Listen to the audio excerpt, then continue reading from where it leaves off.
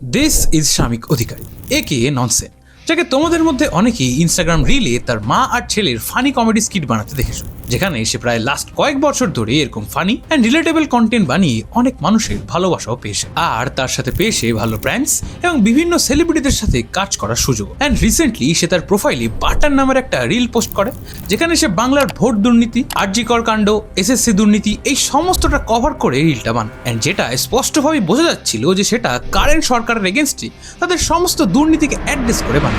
জয় বাংলা বলতে পারেন তো কাকে দেবে ভোটটা?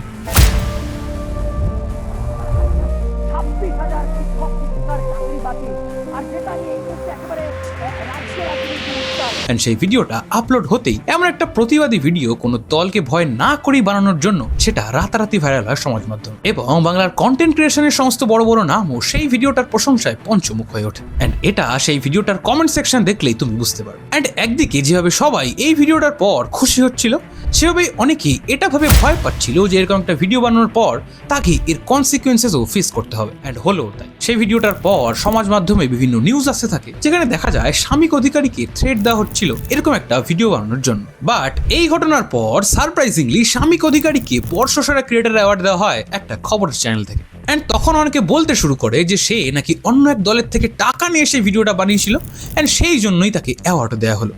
অ্যান্ড এরপর যেটা হয় সেটার জন্য বাংলার মানুষ এবং বাংলার ক্রিয়েটর কেউই রেডি ছিল না। কারণ এরপর খবর আসে যে শামিক অধিকারী তার এক বান্ধবীকে তার ফ্ল্যাটে প্রায় 2 দিন ধরে বন্ধ করে রাখে এবং তার উপর শারীরিক এবং মানসিক অত্যাচার এবং যৌন হেনস্থাও করেছেন। গ্রেফতার কন্টেন্ট ক্রিয়েটর শামিক অধিকারী এক তরুণীকে ফ্ল্যাটে আটকে রেখে মারধর এবং শ্লীলতাহানির অভিযোগ। 2 ফেব্রুয়ারি রাত 9টা থেকে পরের দিন বিকেল পর্যন্ত আটকে রেখে নির্যাতনের অভিযোগ, সেই সঙ্গে প্রাণে মারারও হুমকি। বেহালা থানায় ধর্ষণের অভিযোগ তরুণীর। অভিযোগের ভিত্তিতে গ্রেফতার কন্টেন্ট ক্রিয়েটর। এবং সেই মেয়েটি থানায় গিয়ে এই সমস্ত বিষয়ে অভিযোগ জানান এবং সেদিন রাতে শামিককে গ্রেফতার করা হয়। আর এই ঘটনা সবার সামনে আসতেই সবাই এই ঘটনাটাকে শাসক দলের চক্রান্ত বলতে শুরু করে। অ্যান্ড এসব লাস্ট কয়েকদিন ধরে দেখার পর সাধারণ মানুষের মতোই আমার মাথায়ও বেশ কিছু প্রশ্ন আসে যে তাহলে কি শাসক দলের এগেনস্টে ভিডিও বানানোর জন্যই আজ তার এই পরিণতি হলো? তাহলে কি সত্যি শামিক বিরোধী দলের থেকে টাকা নিয়ে সেই ভিডিওটা বানিয়েছিল? এবং সত্যি কি শামিক রিল লাইফের নারী নির্যাতনের এগেনস্টে ভিডিও বানিয়ে সে নিজেই নারী নির্যাতন করলেন? অ্যান্ড আজকের এই ভিডিওতে এই সমস্ত বিষয়ে আলোচনা করবো। অ্যান্ড এই বিষয়ে আমার মতামত জানাও, যার সাথে তুমি এগ্রি করতেও পারো, আর নইলে এই বিষয়ে তোমার কোনো দ্বিমত থাকলে সেটা কমেন্ট করে জানাও। লাস্ট কয়েকদিন ধরে তুমি যদি ইন্টারনেটে অ্যাক্টিভ থাকো, তাহলে তুমিও নিশ্চয়ই শামিক অধিকারীকে নিয়ে চলতে থাকা এই পুরো ব্যাপারটা দেখেছো, যার সবকিছু শুরু হয় তার সেই বাটন ভিডিওটা থেকে। And to be very honest, সেই ভিডিওটা এতটাই ভালো বানানো হয়েছিল যে সেখানে নারী নির্যাতন এবং দুর্নীতির দিকটা স্পষ্টভাবে তুলে ধরা হয়েছিল, যার কারণে সাধারণ মানুষ এবং ক্রিয়েটার দুপক্ষেরই ভালোবাসাও পাইছে। বাট সবাই তখন চমকে যায় যখন শোনা যায় যে শামিক অধিকারী, যে কিনা লাস্ট কয়েকদিন আগে এরকম একটা নারী নির্যাতনের এগেনস্টে ভিডিও বানিয়েছিল, সেই তার কোনো এক বান্ধবীকে তার নতুন ফ্ল্যাটে প্রায় 2 দিন বন্ধ করে রেখে তার উপর টর্চার চালায়। অ্যান্ড আরো আশ্চর্যের বিষয় ছিল এটাই যে টর্চারের সময় শামিকের বাবা মাও সেই ফ্ল্যাটে প্রেজেন্ট ছিল। মা বাবা ছেড়ে চলে যায়, ওর মা বাবা দেখছে, আমার একটা চোখ পুরো বন্ধ হয়ে গেছিল তখন, ওটা দেখে ওর মা বাবাকে ছেড়ে যায় ওখানে।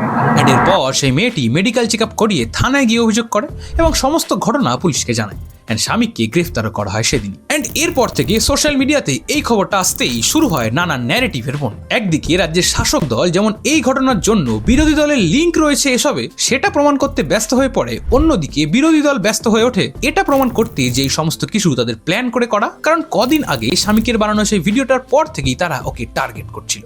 অ্যান্ড এরপর সাধারণ মানুষও শামিককেই সাপোর্ট করতে থাকে। অ্যান্ড সোশ্যাল মিডিয়া জুড়ে এই পুরো ঘটনাটাকে শাসক দলের একটা চক্রান্ত বলতে শুরু করে সবাই, যার কারণে এরপর সমাজ মাধ্যম জুড়ে যতই সেই মেয়েটার ইন্টারভিউ বা তার স্বীকারোক্তি আসতে থাকে, সেই সবকিছু স্ক্রিপ্টেড এবং মন গড়া কাহিনী বানিয়ে শামিককে ফাঁসানো হচ্ছে বলে দাবি করতে থাকে সাধারণ মানুষ। এবং সেটা দেখে এটাই মনে হচ্ছিল যে সাধারণ মানুষের এত সাপোর্ট হয়তো এই ঘটনায় শামিকের পক্ষে কাজ করবে। বাট তেমনটা হলো না, কারণ মেয়েটির ইন্টারভিউর পর শামিকের বাবা মায়েরও একটা ইন্টারভিউ সোশ্যাল মিডিয়াতে ঝড়ের গতিতে ভাইরাল হয়, যেখানে তারা পুরো ঘটনা শেয়ার করতে থাকে। এন্ড সেখানে তারা বলেন যে মেয়েটি আগেও তাদের বাড়িতে এসেছে এবং তারা তাকে অনেকদিন ধরেই চেনে। বাট সেই ইন্টারভিউতে বলা শামিকের বাবা মায়ের একটা কথার পর সাধারণ মানুষের টনক নড়ে। কারণ তারা বলেন যে সেদিন তাদের ছেলে সেই মেয়েটিকে একটা চড় মেরেছিল এন্ড সেই সময় রাগের বশে হাতাহাতি করার কারণে হয়তো তার গায়ে কালশিটে পড়ে গেছে, কারণ সেই মেয়েটি অত্যন্ত ফর্সা, which kind of shock everyone. মানে চড় মেরেছে। হ্যাঁ, ওই খুব চেঁচামেচি, আমি চোখের তখন সামনে, দৌড়ে যাই। চোখে তখন আমরা জোরে দৌড়ি। এই কি রে দৌড়ে তুই কি ও করেছিস? চিৎকার করেছে। হ্যাঁ হ্যাঁ হ্যাঁ, একটা একদম। চড় মেরেছে। চড় মেরেছে। চড় মারার পর বলছে, হয়তো হাত পা তো সাকিয়ে, যে হাতে যে কালসিরে দাগ ওর বলছিল এসে, এই হাত ধরে হাত ধরে টানাটানি একটা হয়েছে। ওই টকটকে ফর্সা মেয়ে, তার হাতটা ধরলে, আপনি যে কোনো ফর্সা মেয়েকে একটু জোরে হাত ধরলে, একটা পুরুষ মানুষ ধরলে তার কিন্তু একটা কালসিটে বা লাল হয়ে যায়।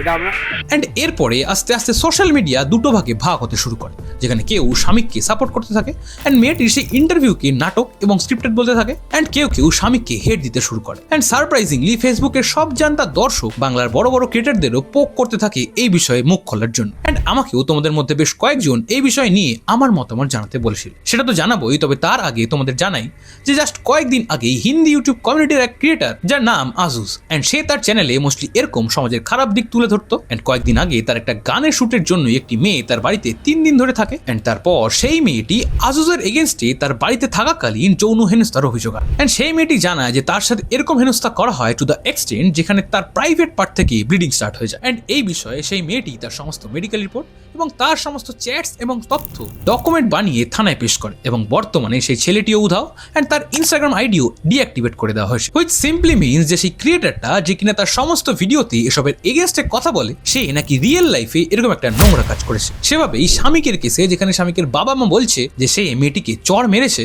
এবং হাতও জোর করে চেপে ধরেছে, তা সত্ত্বেও সেই মেয়েটির ইন্টারভিউর কমেন্ট সেকশনে সেই গোটা ইন্টারভিউটাকে স্ক্রিপ্টেড বলছে কেউ, কিংবা কারোর মতে তার সাথে যদি সত্যি বাজে কিছু হতো তাহলে সে কি এরকম ভাবে ভিডিও বানানো অবস্থায় থাকতো। আর সারপ্রাইজিংলি এসবের মধ্যে মেয়েদের কমেন্টই বেশি, এন্ড আই এম শিওর এই কারণেই বলা হয় যে মেয়েরা নিজেরাই নিজেদের শত্রু। আর ভাই, একটা মেয়ের সাথে টর্চার হওয়ার পর সে এরকম ভাবে কথা বলতে গিয়ে ফাম্বেল না করে গুছিয়ে কথা বললে সেটা স্ক্রিপ্টেড লাগতো না তোমাদের? মানে একজন ক্রিয়েটার বাটনের মতো একটা সমাজের চোখে আঙুল দেওয়া ভিডিও বানিয়েছে বলে সে এরকম করতেই পারে না, যেখানে তার বাবা মাও স্বীকার করেছে যে সেই মেয়েটির গায়ে হাত তোলা হয়েছে। অ্যান্ড আমিও খানিকটা অবাক হই এটা দেখে যে তার বাবা মাও এই চড় মারাটাকে বেশ নর্মালাইজ করে দিয়েছিল বলেই মনে হচ্ছিল সেই ইন্টারভিউটা দেখে। অ্যান্ড তাদের কথা অনুযায়ী মেয়েটি ফর্সা বলেই কালশিটেগুলো দেখা যাচ্ছিল। তাহলে ভাগ্যিস মেয়েটা কালো নয়, তাহলে তো সব কালশিটে দেখাই যেত না। বাট ওনাদের এটা বুঝতে হবে কারোর গায়ে হাত তোলা একটা অপরাধ, সেটা কোনো ছেলের গায়ে হোক কিংবা কোনো মেয়ের গায়ে, এবং এর শাস্তিও সবার জন্যই সেম। আসলে এটাকে ভিকটিম ব্লেমিং বলে, যেটা কসবার কেসে আমরা এর আগেও দেখেছি,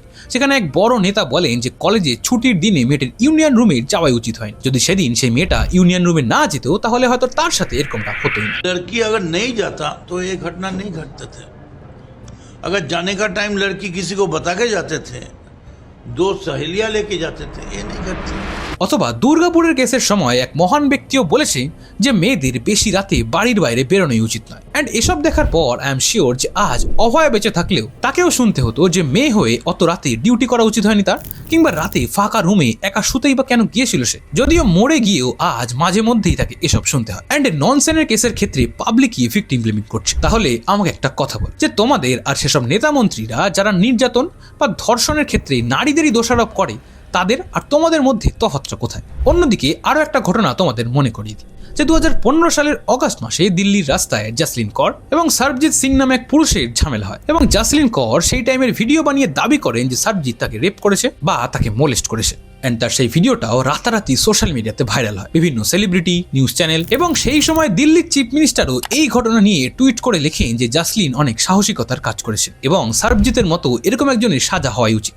যার পরে সোশ্যাল মিডিয়াতে সরবজিৎকে নিয়ে ছ্যাঁছ্যাঁ করা শুরু হয় এবং তাকে দিল্লি কা দরিন্দা কিংবা পারভার্ট অফ দ্য সেঞ্চুরিও বলা হয়। অ্যান্ড এসবের পরে ঘটনার পরের দিন সরবজিৎকে গ্রেফতার করে পুলিশ, এবং সেই 2015 থেকে কেসটা স্টার্ট হয়ে কেসটা চলে 2019-এ শেষ অবধি, মানে প্রায় 4 বছর। অ্যান্ড 2019-এ সুপ্রিম কোর্ট সরবজিতের ওপর থেকে সমস্ত ধারা তুলে নিয়ে তাকে নির্দোষ পায় এবং তাকে বেকসুর খালাস করে। অ্যান্ড এরপর সরবজিৎ তার এক ইন্টারভিউতে জানায় যে সেদিন জাসলিনের সাথে তার কথা কাটাকাটি হয়েছিল, বাট কোনোভাবেই সে তাকে মোলেস্ট বা রেপ করেন। মানে ভাবো যে একটা মেয়ের ফলস এলিগেশনের জন্য একটা নির্দোষ ছেলেকে প্রায় 4 বছর রেপিস্ট বলে গণ্য করা হয়েছিল। মানে ব্যাপারটা ভাবো একবার। অ্যান্ড এই স্টোরিটা বলার মানে এটাই যে একটা ছোট কিছু হলেও সেটাকে ফলস এলিগেশন লাগিয়ে বাড়িয়ে চাড়িয়ে দেখিয়ে একজনকে দোষী সাব্যস্ত করাটাও খুব একটা কঠিন কাজ নয়। ঠিক যেমনটা আতুল সুভাষের কেসে আমরা এর আগেও দেখেছি। এন্ড স্বামী ওরফে ননসেনের এই কেসেও হয়তো চড় মারার প্রমাণ পাওয়াতেই তাকে যৌন হেনস্থার কেসেও ফাঁসানোর পরিকল্পনা করা হচ্ছে, কারণ উকিলরা এভাবেই একটা থেকে আরেকটা ধারা লাগিয়ে থাকে যাতে সেই অফেন্সটা নন বেলেবেল হয়। এন্ড তাই আমার মতে একজন বাটানের মতো একটা সাড়া ফেলে দেওয়া ভিডিও বানিয়েছে তার মানে এই নয় যে সে জীবনে আর কোনো ভুল কখনো করেনি বা ভবিষ্যতেও করবে, কারণ আমরা সবাই জানি যে রাবণও অনেক বড় শিব ভক্ত ছিল, কিন্তু তা সত্ত্বেও সে কিন্তু সীতাকে অপহরণ করেছিল। একবার ভাবো যে স্বামী যদি এই বাটানের ভিডিওটা না পোস্ট করতো তারপর তার উপরে এই অভিযোগ আসতো, তাহলে কি সবাই এরকম কমেন্টই করতো? আর এর সাথে সাথে আমাদের এটাও মাথায় রাখতে হবে যে মেয়েদেরও ইন্ডিয়ান লয়ের বিভিন্নভাবে ফায়দা নেওয়ার ব্যাপারটাও আমরা এর আগেও বহুবার দেখেছি। আর এর সাথে সাথেই আমি আমাদের রাজ্যের শাসক দলের কথাও ভাবছি, তাদের বিরুদ্ধে সাধারণ মানুষ এতটাই ক্ষুব্ধ এবং অতিষ্ঠ হয়ে উঠেছে যে ননসেনের করা ভুলটাকে হয়তো সাধারণ মানুষের ভুল বলেই মনে হচ্ছে। স্বামীকের এই ঘটনাটার সামনে আসতেই তারা যেভাবে এই পুরো সিচুয়েশনটাকে ক্যাপিটালাইজ করার চেষ্টা করছে সেটা দেখার পর আমার একটা বক্তব্য আসে যে শাক দিয়ে মাছ ঢাকা গেলেও স্বামীকের করা ভুলটা দিয়ে তোমাদের দুর্নীতি ঢাকা যাবে না, কারণ সাধারণ মানুষ আরজিকর, কসবা কিংবা দুর্গাপুরের কেসের সবটাই দেখেছে যে সেখানে কিভাবে কেসগুলোকে ধামাচাপা দেওয়ার চেষ্টা করা হয়েছে। এন্ড স্বামীকের ঘটনাটাকে তারা এত তৎপরতার সাথে দেখছে। এন্ড স্বামীকের এই ঘটনায় তাদের এত তৎপরতা দেখিয়ে সবাই এটাকে ভোটের আগে ভোট ব্যাংক সিকিউর করার চেষ্টাই বলছে। এন্ড আমি ক্ষমতাবান সরকারের কাছে রিকোয়েস্ট করব যেন তারা এই ঘটনাটার মতোই সমস্ত এরকম নারী নির্যাতনের ঘটনাগুলোকেই সমান বা এর থেকেও বেশি প্রায়োরিটি দিয়ে দেখেন। এন্ড এসবের পরেও অনেকে বলছে যে মেয়েটা চিটিং করছিল, এন্ড সেই চিটিং ধরা পড়েছে বলেই স্বামীক ওর গায়ে হাত তুলেছে। দেখো, মানছি মেয়েটা হয়তো চিটিং করছে ওর সাথে, বাট ভাই তা সত্ত্বেও কারোর কোনো রকম রাইট নেই কারোর গায়ে হাত তোলা।